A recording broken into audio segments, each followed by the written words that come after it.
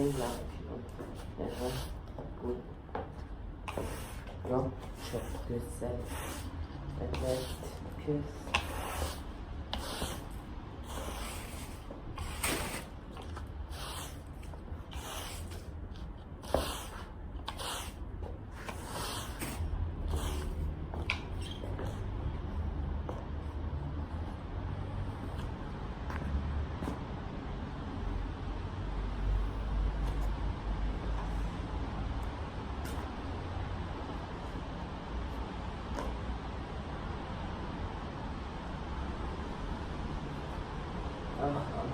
Ah, çok güzel oldu. Evet, gelişim çok güzel. Evet, bu akşam serbest tamam. Altı yapacağım. Böyle,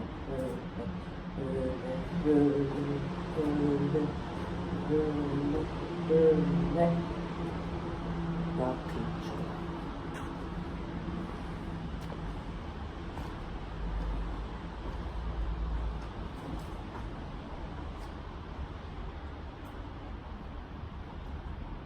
Hadi aferin. Spielen yapıyor.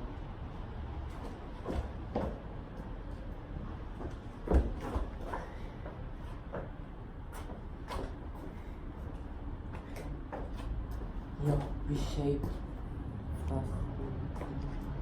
Ne?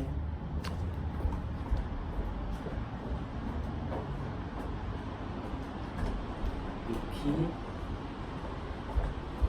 Dört. 5 6 7